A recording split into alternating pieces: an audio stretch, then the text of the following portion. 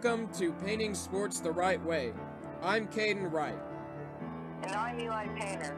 Today in Painting Sports the Right Way, we'll discuss the best case scenario return times, NFL free agency, and title picks for sports. So, what do you think the best case scenario return times are for the NBA? Man, for the NBA, I don't know. I mean, I'm thinking like May or June, like May, like late May, best case, and like really the worst case could be like just pushed indefinitely back to like the fall, and then they might not even finish it if it gets back to the fall. Yeah. I mean, what do you think? I mean, I think that a lot of them are saying that the best case scenario return times are in June, but that might even be pushing it at this point. And you heard Kevin Durant's manager say the other day that this season might not be saved. So, like, you never know. It could just be canceled. Yeah, I really hope it's not canceled. Yeah. Let's see. How about the MLB? How about the MLB? Yeah. I'm thinking... I saw an article about like having all games in Arizona, and it's like without fans and that. I think that they could get that up and running by the summer, like maybe June. But that the MLB, it hasn't, like, the season wouldn't have really started for like 2 weeks ago. Right. So I think that they'll continue the MLB, but I don't know about the NBA because like they're nearing the end of the season. Yeah, I mean, if they do get back into the season, that would be great. Let's see, like, when do you think all sports are just gonna get back in general? Just like everything kind of goes back to normal in the sports world. Well, I mean, you're hoping, like, we're talking about June returns, but then again, you're hoping, like, I mean, they're saying that the NFL and the NCAA football might even get pushed back or played without, like, fans in the stadiums. But, wow. I mean, it's really hard to tell because on the other day,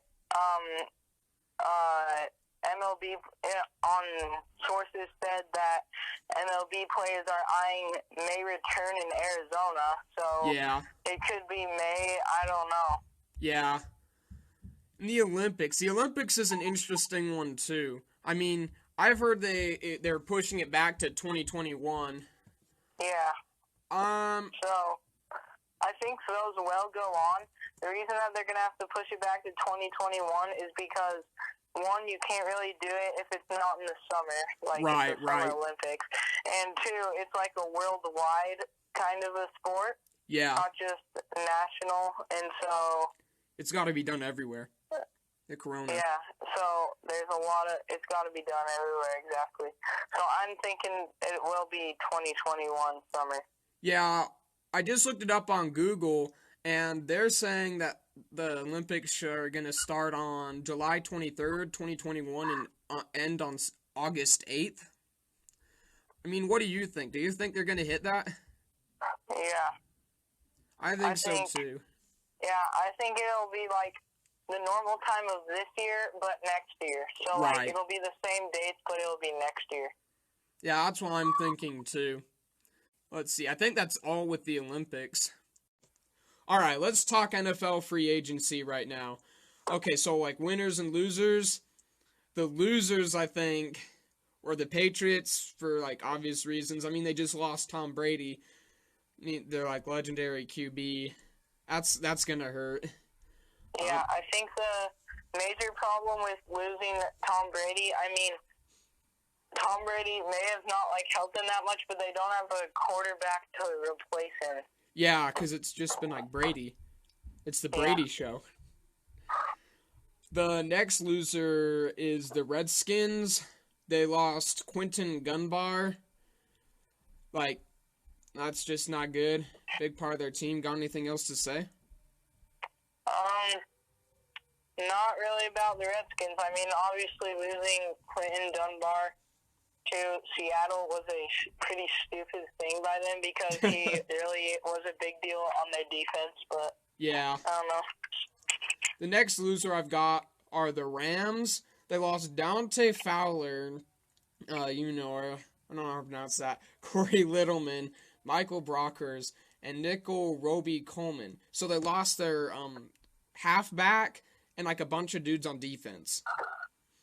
Like, Yeah. that's just not good.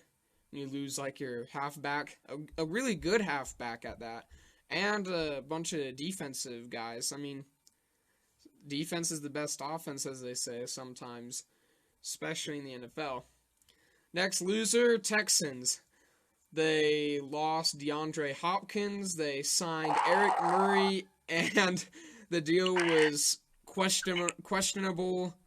Dude, wasn't all that great. You got anything to say on the Texans? And that was a horrible idea to ever trade away DeAndre Hopkins because now your quarterback who doesn't have an offensive line doesn't have a receiver either, so... Yeah, no offensive line. That's pretty bad for an offense. You gotta have your line. Alright, next loser, the Bears. They signed Nick Foles, the Eagles quarterback, and they traded away their 2024 round pick. Like, Eli, some people might think, like, Nick Foles and, like, 2024 round pick, like, why is that so bad? Like, why is that so bad? Like, explain. I think that, like, Nick Foles is just, I think his time is kind of past, you know what I mean? Yeah. And, I mean, I don't know, it was just, not really, like, they're not going to use him, really. Yeah. They already got a good quarterback, right? Yeah. Or at least a good pick for a good quarterback. Okay, now the winners. Who are the winners? Alright, so my winners are, I'm going to say the Bucks for, like you said, obvious reasons. Huge. Not just because of Tom Brady, but everything they signed to help Tom Brady. We talked about this last time. Yeah. Like, they surrounded him with such good players. For sure. That it's really, like, kind of overpowering, I guess. I mean, I don't really know how to say this, but this is on the defensive side. They got Ndamukong Suh. He's a defensive tackle. He signed on a 1 year, $8 million. So that's a great. That's pretty good. Great signing. But they got linemen all around him. They already had good receivers. So. Mm-hmm. But then another winner is the Cardinals because they got DeAndre Hopkins and Kyler Murray. I think he was actually really good last year. Most people just didn't notice it because he didn't have anybody to throw to. His best weapon was an old Larry Fitzgerald. The Cardinals also signed Marcus Gilbert, and I'm not exactly sure if that's good, but it helps their line a little bit. Yeah. And then the Seahawks were also a big winner by getting a cornerback, Quentin Dunbar, from the Redskins, who was a loser we talked about earlier.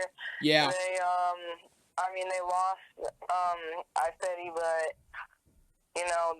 if they get Clowney, too, that still, which seems like that is a pretty big possibility, they'll be big winners. And then the last winner that I would say right now is Carolina Panthers, because they got Robbie Anderson.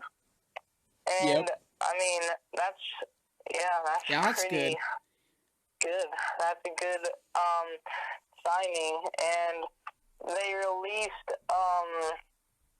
Cam Newton, which was a big deal. Yeah.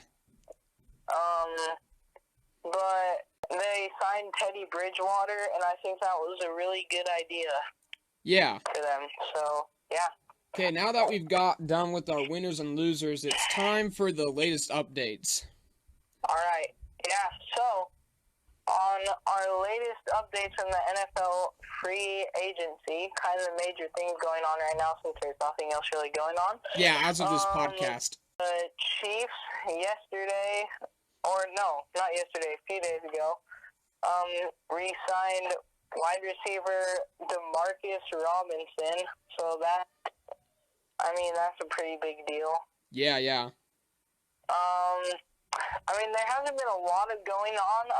All the big stuff came really fast, actually, like Phillip Rivers, Teddy Bridgewater, all that stuff. Yeah. The Redskins are trying to make up for Quentin Dunbar. Clearly, they signed cornerback Ronald Darby from the Eagles. So, yeah, not a lot going on right now, but anything else you would like to add to the latest updates? Let's see, the Chiefs, they signed Chris Jones a couple hours ago. That's kind of all I got for now. Oh, yeah, that was a very big one. Okay, could Antonio Brown sign with the Ravens? That's the big question now. That's kind of all the hype in the free agency world. But could Antonio Brown sign with the Ravens? So, could you give us a little recap of where he's been and what he's been doing? Yeah, so he was on the Steelers, and he was very good there, and then for whatever reason they released him. Not really sure why. Then the Raiders released him. You could kind of sense that he didn't really like it there either. Yeah. So it wasn't, horrible for him. But then the Patriots signed him, and then they ended up releasing him, and he just was out of the NFL because he was kind of being a clown, apparently. Yeah, he played one game, then, I think. Yeah, he played one game. And then, recently, there's a chance of him re-signing with the Ravens. Yeah. We saw him and Lamar Jackson working out together. Yeah, I saw that video too. Thought it was interesting. Yeah. Sorry, go ahead. Yeah. It's chaos after chaos.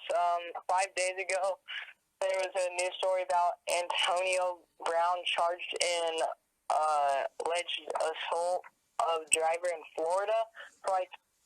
You don't know what to do with this guy right now. Yeah.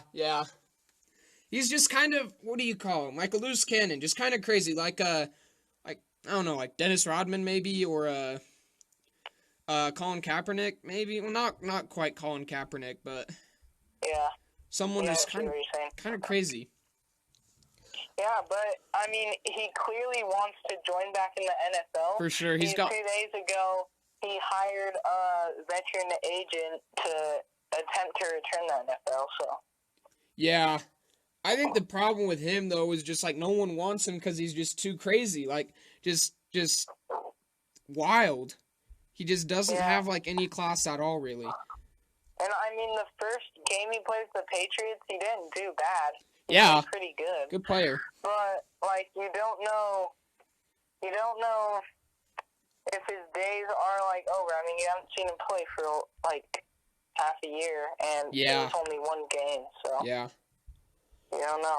So the big question, is he going to sign with the Ravens? I don't think he's going to sign. I don't think the workouts, I don't think that's, going to mean he's going to sign or anything. I think it just means they want to get, a feel, maybe. But I really have a hard time seeing the Ravens committing to, a dude that's just so crazy like that. What do you think? I think the major question would be, what are the risks of signing him? Right. Is there any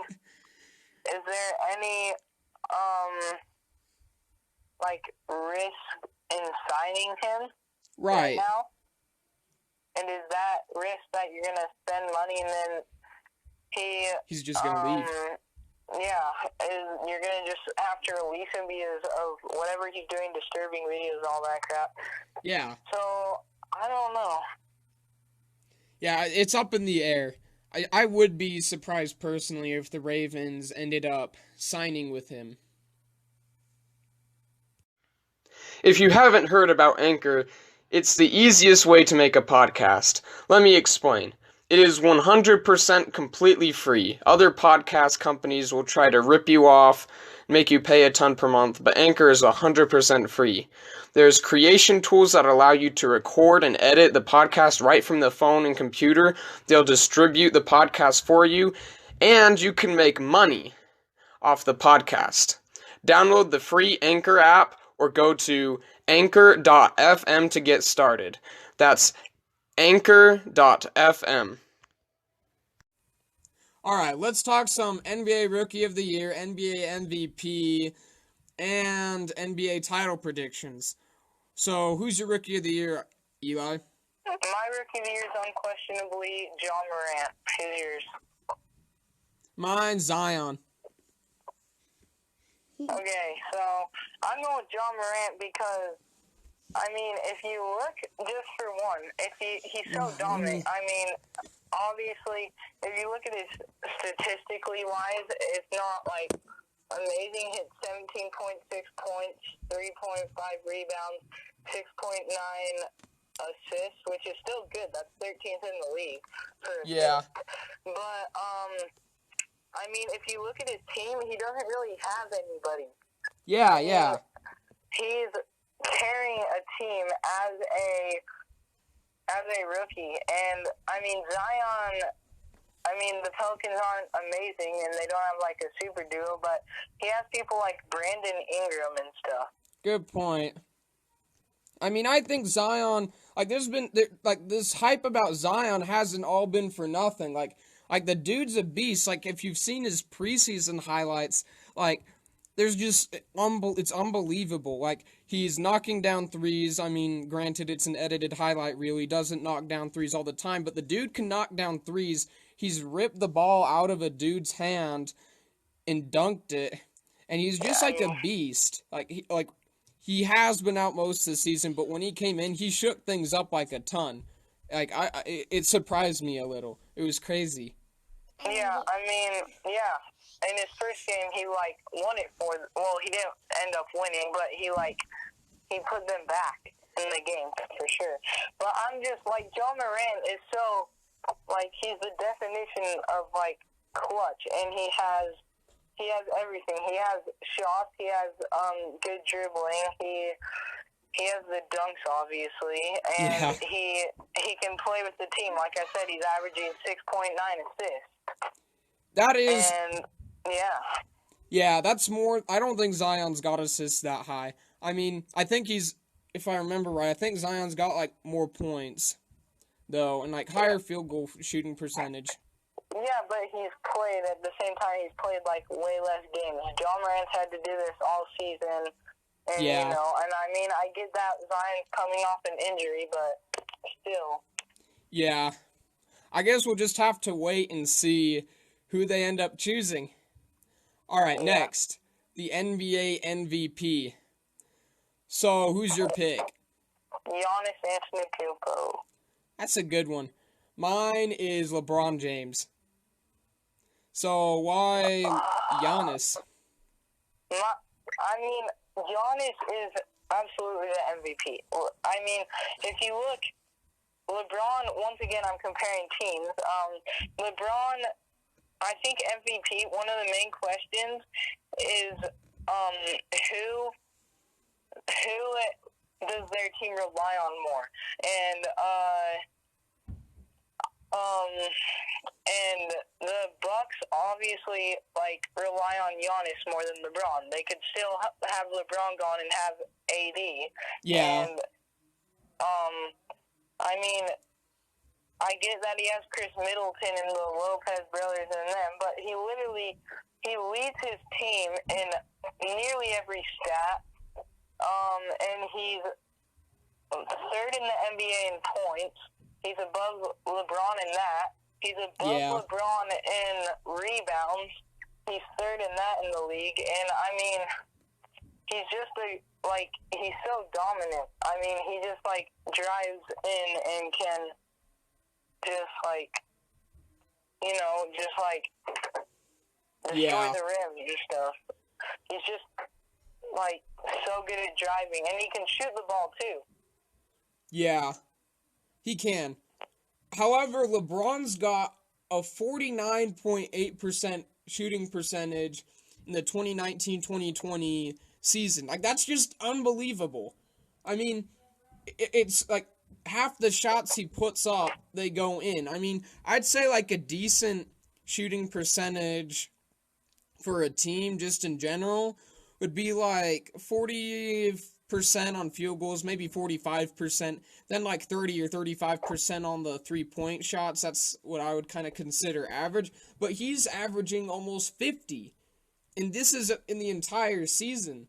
I mean, yes, he doesn't have as many points as Giannis, but what's Giannis's shooting percentage? Giannis's field goal percentage is even better. It's a 54.7. No, where'd you get that? Yes, it is. It is. Oh, man. And Yeah, also, I mean, I'm saying Giannis, that's what made AD so dangerous. He could dunk, but at the same time, he can shoot the ball. And Giannis is normally in the paint, so I mean, LeBron's shooting outside, so it's harder shots. But still, like, he can shoot the ball, which is exactly why Anthony Davis was so good. And Giannis has that same talent, and this year, better. Yeah. The thing with LeBron, like you said, like, Giannis is, like, carrying his team, and he's got, like, hardly anyone to rely on. LeBron, like, regardless of the team he's on in general, when LeBron is in the game, everyone does better. There's this stat, I don't remember what it's called, but last time I checked, LeBron was leading in that stat. He makes everyone play better when he steps out on the court. Well, I mean, at the same time, whenever LeBron is playing good, he's had people in his career. Last year, he didn't have anybody in his dad. This year, he had Anthony Davis. When they won the championship on the Heat, he had Dwayne Wade and Chris Bosh, and then he had Kyrie Irving on the Cavs. So, I mean, I understand what you're saying. He makes other people better, but he's had people all the time and stuff, you know? Yeah, that's a good point. I mean, I'm still going to stick with LeBron for my pick, but we'll have to wait and see for the MVP pick, just like we're going to have to wait and see for the Rookie of the Year pick. All right, next, NBA title prediction. Who do you think is going to win it all? I'm going Clippers versus Bucks in the championship. And I was just arguing for Giannis. However, I think it's going to be really close. I'm going like Game 7, but I'm going to probably go Clippers. You're going to go Clippers, edge out the Bucks? I'm going Bucks all the way, which is kind of weird. I was just arguing against Giannis being the MVP, but I think the Bucks are going to take home the trophy on this one. I mean, they're the number one team, like the number one team in all the NBA right now. They're better than the Clippers, they're better than the Lakers, they're better than everyone. And also, like the Bucks, I don't even know, they either don't have 10 losses yet, or they just barely hit 10 losses. And I think that should like be taken into account here. Like, it's really hard to go through like a long season like this. Yeah. And like, I mean, they're really good. Don't get me wrong. They're the best in points per game, best in rebounds per game, fifth in points allowed. Yeah. It's just the Bucks are just such a monster. It's kind of like the Patriots in the NFL, like how they used to be. How they just be that one team that's just like so good. I think like the Bucks, they're just that one team that's so good. They're beasts out there.